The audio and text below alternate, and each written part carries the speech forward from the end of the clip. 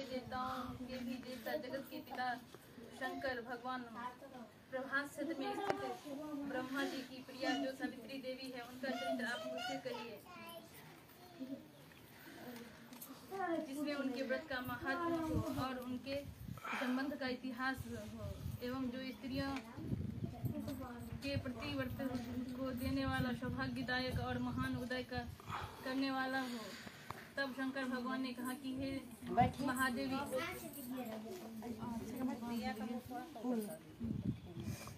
महादेवी, प्रभास क्षेत्र में स्थित सावित्री के असाधारण चरित्र को मैं तुमसे कहता हूँ। हे महेश्वरी, सावित्री स्थल नामक स्थान में राज्य कन्या सावित्री ने जिस प्रकार से उत्तम वट सावित्री व्रत का पालन किया, मद्रास देश में एक धर्मात्मा सभी प्राणियों के हित में तत्पर रहने वाला, राजधानी तथा राज्य में रहने वाली प्रजाओं का प्रिय अश्वपति नामक राजा था, जो कि क्षमाशील, संतान रहित, सत्यवादी और इंद्रियों को बस में रखने वाला था। एक समय वह राजा प्रभास क्षेत्र की यात्रा के निमित्त वहां पर आया और विधि पूर्वक यात्रा करता हुआ सावित्री के स्थल पर संस्कार रुद्र उस राजा ने रानी के साथ इस व्रत को किया, जो सावित्री के नाम से सावित्री व्रत से प्रसिद्ध सभी प्रकार की मनोकामनाओं को पूर्ण करने वाला है।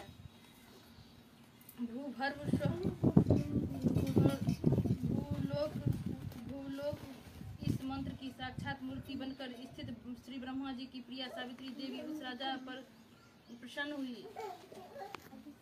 कमंडलू को धारण करने वाला वह सावित्री देवी दर्शन देने के बाद पुनः अदृश्य हो गई और बहुत दिनों के बाद उसी राजा के यहाँ देवी के समान रूप वाली कन्या के रूप में उत्पन्न हुई।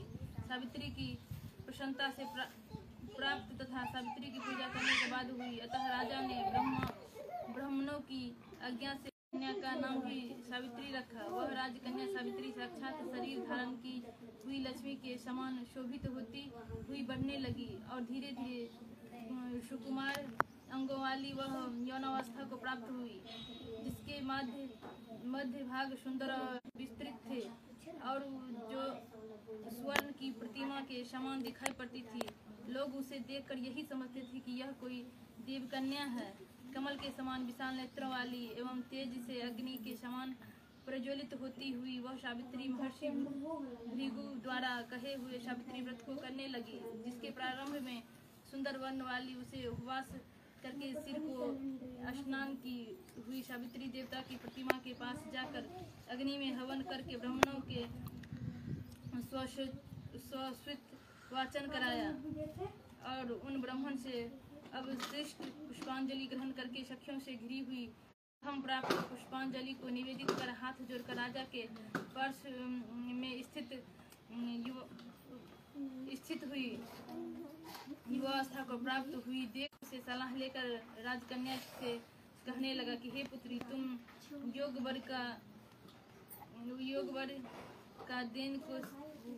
वर्ग की देन का समय आ गया है। मुझसे कोई तुम्हारे तेज से घृषित होकर तुम्हें मांगने के लिए भी नहीं आता और मैं भी विचार करने पर तुम्हारी आत्मा के अनुरूप वर को नहीं पा रहा हूँ। अतः हे पुत्री, देवताओं के निकट में मैं जिस तरह निंदनीय न हो वैसे तुम करो।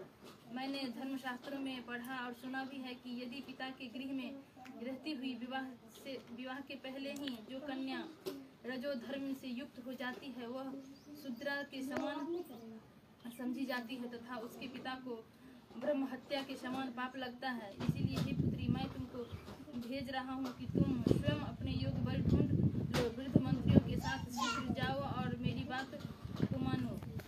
इसके बाद जैसा कहते हैं वैसा ही होगा। ऐसा कर वह सावित्री घर से निकलकर राज ऋषियों के रम्य तपोवनों की ओर चल पड़ी और वहां पहुंचकर माननीय वृद्धजनों को प्रणाम कर सभी तीर्थों और आश्रमों में जाकर पुनः मंत्रियों के साथ सावित्री अपने गृह पर आ गई और वहां पर पिताजी के समक्ष पवित्र देव ऋषि नारद को बैठे हुए देखा। आसन पर बैठे हुए नारद जी को प्रणाम कर मुस्कुराती हुई जिस कार्य के लिए वन में गई थी सारी कथाएं उनसे कहने लगी। सावित्री बोली कि हे देव ऋषि नारद जी, शाल्य देश में धर्मात्मा भीमसेन नाम से विख्यात एक क्षत्रिय राजा है जो दैववश अंधे हो गए हैं। उस समय उनको छोटा सा एक बालक और उसकी माँ थी। ऐसे समय में अवसर पाकर उनका पूर्व बैरी रुक्मिणी नामक एक सामंत राजा ने उनसे छीन लिया। अतः वह आर्य धूमसेन छोटे बच्चे को साथ लिए हुए अपनी स्त्री के साथ जंगल की ओर चल दिए। उनका वह पुत्र वन में ही बड़ा होकर परम धार्मिक, सत्य बोलने वाला, अतः अपने अनुरूप पति समझकर मैंने उसे मन से वरण कर लिया है। यह सुनकर नारद जी कहा कि हे राजन सावित्री, यह बड़ा कष्टप्रद कार्य कर डाला। बाल बुद्धि होने से इनके केवल गुणवान समझकर सत्यवान को वरण कर लिया। उसका पिता सत्य बोलता है, माता सत्य बोलती है और वह स्वयं भी सत्य बोलता है। इससे उनका नाम मुनियों में सत्यवान रखा है। उसको नित्य अश्व प्रिय है और वह मिट्टी के घोड़े बनाया करता है तथा चित्र में भी घोड़ों को लिखता रहता है। इससे उसे चित्रास भी कहते हैं। सत्यवान दान और गुण से रंती देव के शिष्य के समान है। ब्राह्मणों की रक्षा करने वाला और सत्यवादी और अवशिनर शिवी के समान है।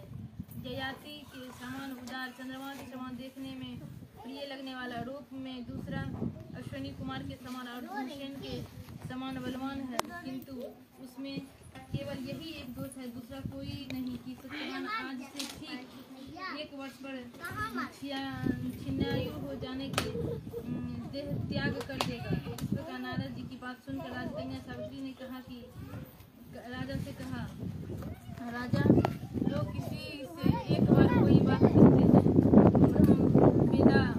ब्राह्मण एक ही बार कहते हैं और एक ही बार कन्या दी जाती है। ये तीनों कर्म एक ही बार किए जाते हैं, बारंबार नहीं। दीर्घायु हो अथवा अल्पायु, गुणवान हो अथवा निर्गुण, वर को एक बार वरण कर लिया, अब दूसरे वर का वरण नहीं करूंगी। पहले मन से निश्चय करके बाद में उसे वाणी द्वारा प्रकट किया जाता है, पुनः उसके बाद कर्म द्वारा किया जाता है। इससे प्रत्येक कार्य में मन को प्रमाण माना जाता है, अर्थात मन के विरुद्ध कार्य नहीं किया जाता है। नारद जी ने कहा कि हे राजनी, यदि आपकी भी इष्ट हो तो अपनी पुत्री सावित्री का कन्यादान निर्विघ्नता के साथ सिद्ध कर डालिए। ऐसा कहकर नारद जी आकाश मार्ग से स्वर्गलोक चले गए। उसके बाद राजा ने समीपवर्ती वेदों के पारगामी ब्राह्मणों के द्वारा पुत्री सावित्री का विवाह संबंधी सभी कार्य संपन्न किया और तांडिनी सावित्री भी मनोभिलाषित उस पति सत्यवान को पाकर ऐसी प्रसन्न हुई जैसे कोई पुण्यवान उस स्वर्ग को पाकर प्रसन्न होता है। पुनः शिव जी पार्वती से कहते हैं, ये पार्वती, इस प्रकार आश्रम में उस समय सावित्री और सत्यवान के कुछ समय बीती। उस समय केवल एक भाड़िया सावित्री ही ऐसी थी कि जिसके चित्त में रात दिन जो नारद की कही हुई बात थी उसकी याद बनी रहती थी। उसके बाद बहुत दिन बीत जाने पर वह समय मरण काल आ गया कि जिसमें सत्यवान को मरना था। अतः सावित्री नारद की कही हुई मरण की तिथि को हृदय में गिनती हुई ज्येष्ठ मास के शुक्ल पक्ष की 12वीं तिथि को सायकाल में आज के चौथे दिन मेरे पति को मरना चाहिए, यह सोचकर 3 रात्रि तक निराहार व्रत रहने का उद्देश्य रख कर रात दिन आश्रम में स्थिर रूप से रहने लगी। इसके बाद 3 रात्रि बीत जाने पर प्रातः काल मरण तिथि वाले दिन स्नान कर देवताओं का दर्शन करने के बाद चारुहासिनी सावित्री ने सास ससुर का पाद वंदन किया।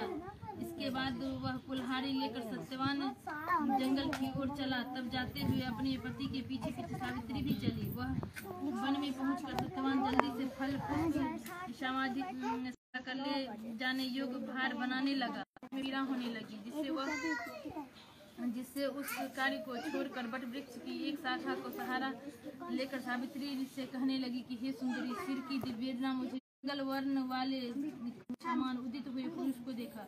उसे देखकर सावित्री प्रणाम कर मधुर वचनों से उसने कहने लगी कि आप देवताओं अथवा दैत्य में से कौन हो जो मुझे धर्मच्युत करने के लिए आए हैं। मुझे अपने धर्म में च्युत करने के लिए कोई समर्थ नहीं है, क्योंकि हे पुरुष श्रेष्ठ, मुझे धधकती आग की लपेट में लपट के समान ही चाहिए।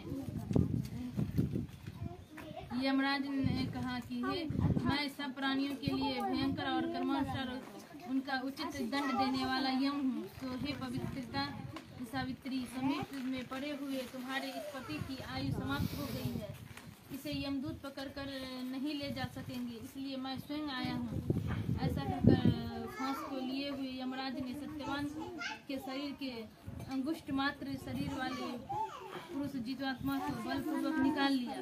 इसके बाद पृथ्वीगण से सेवित यमपुरी के मार्ग की ओर चलना शुरू किया, तो वरारोहा सावित्री भी उसके पीछे पीछे चली। यम ने पवित्रता को होने के नाते चलने में न थकती हुई उससे कहा कि हे सावित्री, एक मुहूर्त हुआ तुम यहाँ तक मेरे साथ आ गई, अब लौट जाओ। हे विशाल नेत्रों वाली, कोई भी जीव बिना आयु समाप्त हुए इस यमपुरी के मार्ग पर नहीं आ सकता। सावित्री ने कहा कि आपके जैसे विशिष्ट पुरुष के साथ पति का अनुगमन करती हुई मुझे कभी भी शर्म या ग्लानि नहीं हो सकती। सज्जनों की गति सहारा एकमात्र सज्जन ही है, दूसरा नहीं। इसी प्रकार स्त्रियों की गति उसके पति, वर्ण और आश्रमों की गति वेद और शिष्यों की गति गुरु है। इस पृथ्वी तल में सब प्राणियों के लिए स्थान है, किंतु स्त्रियों के लिए तो एकमात्र पति को छोड़कर दूसरा कोई आश्रम स्थान नहीं है। इस प्रकार से धर्म तथा अर्थ से भरे हुए सुंदर मधुर अन्य वाक्यों से भी सूर्य पुत्र यमराज ने प्रसन्न होकर सावित्री से यह बात कही। यमराज ने कहा कि हे भामिनी, मैं तुमसे प्रसन्न हूँ, तुम्हारा कल्याण हो, तुम मुझसे वर मांगो। उस सावित्री ने भी विनय से सिर झुकाकर अपने लिए राज्य पाने का स्वर वर मांगा और अपने महात्मा ससुर के लिए देखने की शक्ति पाने के साथ साथ पुनः राज प्राप्ति एवं अपने पिता के लिए 100 पुत्रों की तथा अपने लिए भी 100 पुत्रों की प्राप्ति के लिए वर मांगे तथा पति के लिए पुनर्जीवन दान एवं निरंतर धन की सिद्धि प्राप्त करने का वरदान मांगा। इस प्रकार वर मांगने पर धर्मराज यमराज ने भी उसे अभिष्ट कर वरदान कर वापस किया। उसके बाद सावित्री पति का जीवन दान प्राप्त कर प्रसन्नचित्त होती हुई अपने पति के साथ शांति से अपने आश्रम को चली गई। उसी सावित्री ने ज्येष्ठ की पूर्णिमा के दिन इस सावित्री व्रत को किया, जिसके प्रभाव से राजा ससुर को पुनः नेत्र की प्राप्ति हुई। उसके बाद उन्हें निष्कंटन अपने देश तथा राज्य की प्राप्ति हुई और सावित्री के पिता को 100 पुत्र तथा सावित्री को भी 100 पुत्र प्राप्त हुए। इस प्रकार से सावित्री व्रत के संपूर्ण महात्म को मैंने तुमसे कह दिया। देवी पार्वती ने कहा कि हे देव, सावित्री के द्वारा क्या हुआ, वह महान व्रत किस प्रकार का है और ज्येष्ठ मास में उसका विधान कैसे किया जाता है। देवी, उस व्रत के देवता कौन है, कौन कौन मंत्र है, क्या फल है, सो हे महेश, इस सनातन धर्म को विस्तार पूर्वक आप मुझसे कहे। ईश्वर शंकर जी ने कहा कि हे देवेशी, सावित्री व्रत को आदर पूर्वक सुनो। हे महेश्वरी, उस सती सावित्री ने जिस प्रकार से इस व्रत को किया उसे मैं कह रहा हूँ। हे भामिनी, ज्येष्ठ शुक्ल की त्रयोदशी तिथि के दिन प्रातः दंत धावन कर चुकने के बाद 3 रात्रि तक उपवास करने का नियम है। यदि व्रती अशक्त उपवास करने में असमर्थ है तो जितेंद्रिय होकर त्रयोदशी की रात्रि में उपवास कर और चतुर्दशी के दिन बिना मांगे प्राप्त हुए अन्न को ग्रहण करे तथा पूर्णिमा के दिन उपवास करे। हे सुश्रोणी, प्रतिदिन तालाब, महानदी का झरना अथवा पांडुकूप में स्नान करने से सर्व स्नान का फल प्राप्त करें। हे यशस्विनी, विशेष करके पूर्णिमा में सरसों और मृतिका मिश्रित कर जल में स्नान करना चाहिए। प्रस्त 15 रुपये अटने लायक पात्र में बालू भरकर अथवा यव, साली, धान, तिल आदि भरे, फिर 2 वस्त्र के टुकड़े से विशिष्ट बांस की डालियां में सब अवयवों से सुशोभित स्वर्ण या मिट्टी अथवा काष्ठ की बनी हुई सावित्री की प्रतिमा को रखकर उसमें सावित्री के लिए 2 रक्त वस्त्र देवों और ब्रह्मा की प्रतिमा के लिए श्वेत वस्त्र देवे। इस प्रकार से ब्रह्मा के साथ सावित्री का यथाशक्ति गंध, पुष्प, धूप, दीप, नैवेद्य आदि से पूजन करे। पूर्ण तैयारी हुई तरोई, कोहड़ी, ककड़ी, नारियल, खजूर, कैथ, अनार, जामुन, जंजीरी, नींबू, नारंगी, अखरोट, कटहल, जीरा, काली मिर्ची के टुकड़े, गुड़, सेंधा नमक एवं अंकुरित सत्य धान्य का बांस की बनी हुई डालियां में रखकर रेशमी वस्त्र से बेष्टित कर कुकुम्बर केसर के रंग में रंग देवे। इस प्रकार से ब्रह्मा जी की प्रिय सावित्री की स्थापना होती है। ब्रह्मा के साथ उस सावित्री प्रतिमा का मंत्र के साथ पूजन करें। इतर पुराणों में यह मंत्र कहा हुआ है जिसके पूर्व में ओंकार एवं वर्ण है। ऐसी बीना और पुस्तक धारण करने वाले वेदों की जननी ही देवी, तुम्हें नमस्कार है। मुझे विधवा न होने का वरदान दो। इस प्रकार से विधिवत पूजन करके वहाँ पूजा स्थल पर रात्रि जागरण की विधि करावे। गाने बजाने के साथ नर नारी वृद्ध मिलकर नृत्य शास्त्र में विशारद के साथ नाचे और हंसी खुशी के साथ रात्रि व्यतीत करे और सावित्री की कथा अच्छे ब्राह्मणों द्वारा गीत भाव तथा रस्म के साथ प्रभात होने तक कहलावे। इस प्रकार से सावित्री का ब्रह्मा के साथ विवाह विधि संपन्न कर 7 द्विज दंपतियों को श्वेत वस्त्र पहनाकर सभी सामग्रियों से युक्त गृह दान देना चाहिए और वेद के ज्ञाता ब्राह्मण को सावित्री की प्रतिमा देवे। इसके बाद सावित्री कल्प सावित्री विषयक पूजा पद्धति जानने वाले सावित्री कथा के वाचक ज्योतिषी खलिहान में बिखरे अन्न को बीन कर जीविका चलाने वाले दरिद्र अग्निहोत्र कर्म करने वाले ब्राह्मण को इस प्रकार विधि पूर्वक सावित्री प्रतिमा का दान दे। उसी पूर्णिमा की रात्रि में बट के नीचे 14 द्विज दंपतियों को निमंत्रित करे। उसके बाद प्रभात समय में उषाकाल उपस्थित होने पर भक्ष भोजन आदि सामग्री को सावित्री स्थल बट वृक्ष के नीचे ले आवे। बुद्धिमान जन पवित्रता के साथ पाक बनाकर और उसको यत्न पूर्वक रक्षा करके गृहिणी युक्त निमंत्रित ब्राह्मणों को बुलाकर उस सावित्री के पूजा स्थल में उनका पैर धोकर उन सबों को बैठावे। हे देवी, सावित्री के समक्ष उन द्विज दंपतियों को भोजन करावे। इस संसार में उन सबों को भोजन कराना मानो मुझे भोजन कराने हो जाता है, इसमें कोई संदेह नहीं है। जो दूसरी बार सावित्री के समक्ष द्विज दंपतियों को भोजन कराता है वो केशव भगवान को भोजन कराता है, जिससे प्रसन्न होकर वर देने वाले भगवान विष्णु उसे अभिष्ट वर देते हैं। तीसरी बार भोजन कराने पर सावित्री के सहित ब्रह्मा जी का भोजन कराना हो जाता है। वहाँ सावित्री के समक्ष एक बार भोजन कराना कोटि बार भोजन कराने के समान समझा जाता है। हे महादेवी, सावित्री के पूजन स्थल बट के नीचे 18 प्रकार के रस भोजन बनाकर देवी सावित्री के समक्ष द्विज दंपतियों को खिलाने से उनके कुल में कोई स्त्री न विधवा न बाध न अभाग्नि न कन्या मात्र को पैदा करने वाली तथा न अपने पति को अप्रिय लगने वाली होती है और असत्य आदि नारियों के प्रसिद्ध दोष कभी उसके कुल की स्त्रियों में कभी होता है। इसलिए हे देवी, विशेष यत्न के साथ सावित्री देवी को आगे कड़वा तीता रस से रहित ही भोजन देना चाहिए। उस समय स्त्रियों को अल्प खट्टा और क्षार पदार्थ युक्त भोजन कभी नहीं कराना चाहिए, बल्कि 5 प्रकार के मधुर हृदय से प्रिय लगने वाला सुंदर रीति से पकाए हुए अन्न का भोजन ही कराना चाहिए। घृत से पूर्ण और अधिक दूध से पड़े हुए पुए बनाए और दूसरे पुए ऐसे बनाए जो वृद्धि सेवई के रूप में शोक हरने से अशोकवर्तिका नाम से प्रसिद्ध है। तीसरे पुए खजूर से बने हुए होने चाहिए। चौथे गुड़ और घृत से युक्त संयाम के रूप में होने चाहिए। जो स्त्री इन सब को दान करती है वो स्वयं खाती है, वो पुरुषों के लिए हृदय कारिणी एवं स्त्रियों के लिए प्यारी धन तथा बहुत बड़े कुटुंब वाली होती है। गुओं के दान से उसके कुल में ज्वर संताप और किसी प्रकार के वियोग का दुख नहीं होता है। अशोकवर्ती के दान से 11 पीढ़ी तक उसका कुल बहुओं लड़कों अनगिनत दास दासियों से भरा रहता है। और जो स्त्रियां पुरियों को देती है उनके कुल में बहुओं के साथ साथ लड़कियों की भी पुत्रिनी होती है। शिखरण का दान करने वाली युवतियों को उक्त सभी फल प्राप्त होते हैं। इससे कोई संशय नहीं। और लड्डुओं के दान से उसका संपूर्ण कुल सर्व प्रकार से प्रकार की सिद्धियों से पूरा रहता है। ऐसा पितामह ब्रह्मा जी का वचन है।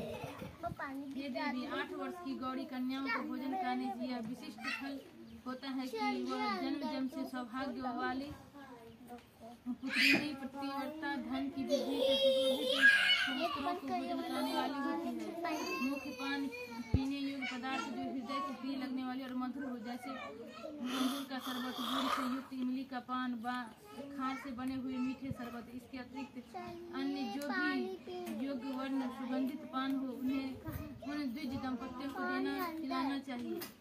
विधि पूर्वक पूजन करके उन द्विज दंपतियों को वस्त्रादि, धोती, साड़ी आदि पहनाकर, कुकुम आदि सुगंधित वस्तु का लेप शरीर में लगाकर, फूल माला से अलंकृत कर, गंध धूप से पूजन करके अंत में नारियल देना चाहिए। और उन द्विज दंपतियों के आंख में अंजन और मस्तक में सिंदूर लगाकर मनोहर सुवासित और कोमल सुपारियों को पात्र में रखकर उनके हाथ में देने के बाद प्रणाम कर उनका विसर्जन कर दें। अंत में इस कृत्य के निवृत्त होकर बंधु एवं बालकों के साथ स्वयं भोजन करें। यदि पूजन स्थल में भोजन न कर सके तो घर जाकर भोजन करना चाहिए, जिससे देवी प्रसन्न हो। इसी प्रकार से अपने घर आकर पिंडदान पूर्वक पितरों का सविधि श्राद्ध करना चाहिए। ऐसा करने से उनके पितृगण ब्रह्मा के एक दिन 4 अरब 32 करोड़ वर्ष तक संतुष्ट बने रहते हैं। तीर्थ से 8 गुना पुण्य अपने घर में दान देने से होता है, क्योंकि दुजातियों द्वारा किए गए श्राद्ध को निज जन नहीं देख पाते, अतः एकांत गृह में गुप्त रूप से पितरों का श्राद्ध करना उचित होता है। नीच के देखने मात्र से ही वह श्राद्ध महत निष्फल हो जाने से पितर नहीं प्राप्त होता है, नहीं हो पाता है। इसलिए जहाँ तक हो सके यत्न पूर्वक श्राद्ध को गुप्त रूप से करना चाहिए, क्योंकि पितरों को तृप्ति देने वाले ऐसे ही आदि कहलाती है और मनुष्य को तृप्ति प्रदान करने वाली होने से राजसी कही जाती है। अपना हित चाहने वाला व्यक्तियों को कहे हुए ये दान सदा देने चाहिए। यदि सात्विक फल की चाह है तो श्राद्ध में विशेष प्रकार रूप से इस प्रकार के दान देने चाहिए, जैसा कि ऊपर कह आए हैं। हे देवी, सावित्री व्रत का उद्यापन सभी प्रकार के पापों से छुटकारा पाने के लिए मनुष्यों को अवश्य करना चाहिए। इसके करने से अच्छा या अनिच्छा के लिए हुए सभी पाप तत्क्षण नष्ट हो जाते हैं। जो लोग इस प्रकार से वट सावित्री की यात्रा करते हैं उसको इस लोक में सौभाग्य, धन, सुंदर स्त्रियां विविध रूप से प्राप्त होती है। इस यात्रा विधान को जो कोई मनुष्य भक्ति पूर्ण करता है या इस वट सावित्री व्रत कथा को सुनता है, वह पापों से छुटकारा पा जाता है।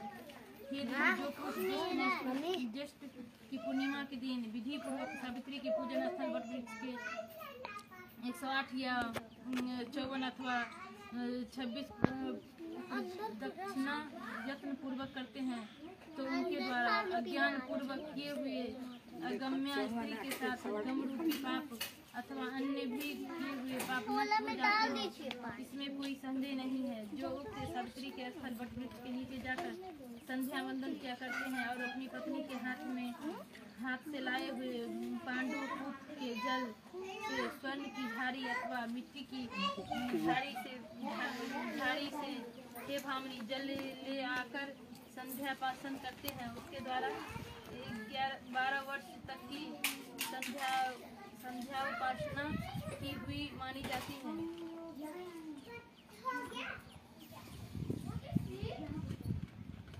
पांडुकूप में स्नान करने से अश्वमेघ यज्ञ का फल होता है।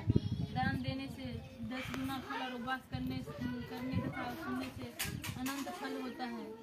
इस प्रकार माने कि जो आदमी लोग भी जो पाप किए रहता है ना, जैसे दूसरे औरत को देखता है या पितृ करता है, जल संध्या काल में चढ़ा लेना, पत्नी हाथ से जल ले वो जल चढ़ा तो पाप पूरा न सबको सामने जल दे देना है, हो जाएगा अब जिनका नहीं है वो अलग बात है, जिनका है सुन लीजिएगा। सब एक लोटा जल अपना पति को दीजिएगा और सामने आके यहाँ चढ़ा दीजिएगा। 26 बार